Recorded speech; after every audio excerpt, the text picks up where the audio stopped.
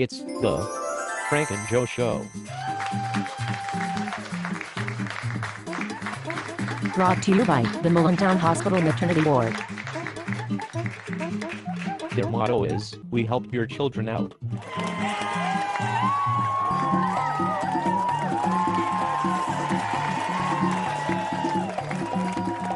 Now I guess I'm supposed to say something like, wow, it's another nice day in Mullentown. Well, it is, isn't it? Not exactly. When I first woke up, it seemed to be about medium tedious, but after my second cup of coffee, I could see that it was really wretched. And since then, it has gone into a bit of a decline. It's that stupid show of yours. It always gives me a headache. Ignore her, Mr. Mullen. Don't worry, he will. But what about our deal? I thought we had an agreement. Quiet, you fool. I have a plan. Just follow my lead. I think we are going live. Pardon the interruption. This is a BBC World News special report. I'm Queen Elizabeth, reporting from our studios here in Mullentown, USA, where I'm once again joined by Frank Mullen, internationally renowned humorist, satirist, and musician. Good morning, Mr. Mullen. Good morning, Your Majesty. Joining Mr. Mullen this morning is a special guest, the Mad Bomber. It is I, the Mad Bomber. We are really going to have to work on that entrance of yours. Oh yes, and also with us this morning is Mr. Mullen's wife, and I'm dreadfully sorry, my dear commoner, but I seem to have forgotten your name. It's Joe. My name is Joe. Check your notes. Doesn't anybody around here but me think it's just a little weird that the freaking Queen of England is the reporter for the BBC?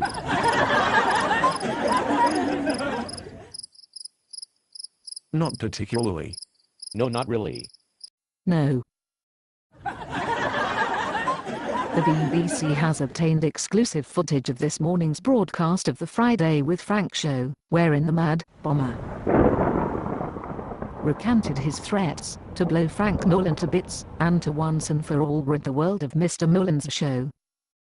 May we please roll the tape? Oh. But then there is that little matter of your wanting to blow me to bits. I will, of course, promise not to blow you to bits, and I shall henceforth cease trying to cancel the Friday with Frank show. Mr. Mullen, do you have any reaction to what we have just seen? Yes.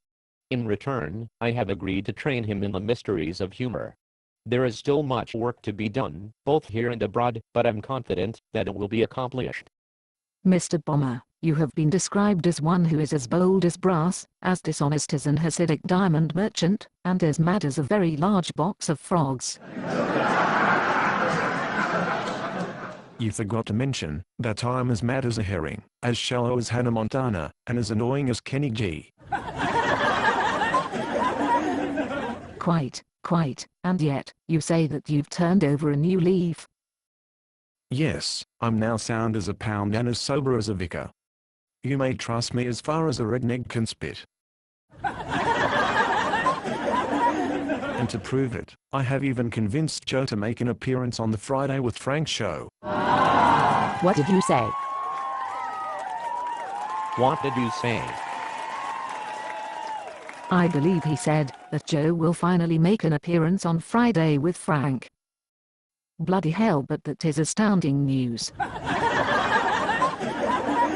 Just remember that you heard it first on the BBC, and not on that blinkered CBS Nightly News, and that stupid jit, Dan Rather.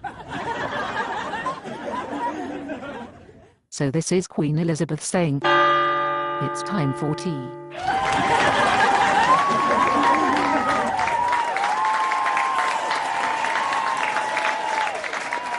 Well folks, that about wraps it up for season 1. Good. Where's the cast party? I'm exhausted and I mean to get fairly well pissed tonight. A half dozen bitters ought to do it, I think. I could use a couple of belts myself. Me? I'm sticking to coffee, and don't you two drink too much. Remember, we are flying to Australia in the morning. And whose bloody idea was that? The producers. I wonder who is lining their pockets this time. It doesn't matter, does it? I just don't want you two hurling on the airplane, like you did last time.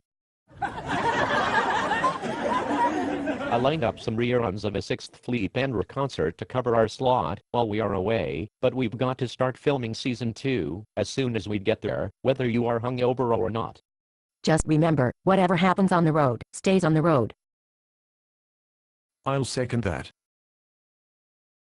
I'm working with a bunch of prima donnas. Now where in the heck did I leave my iPod? It's Friday, don't ask me why day. It's Friday with friends.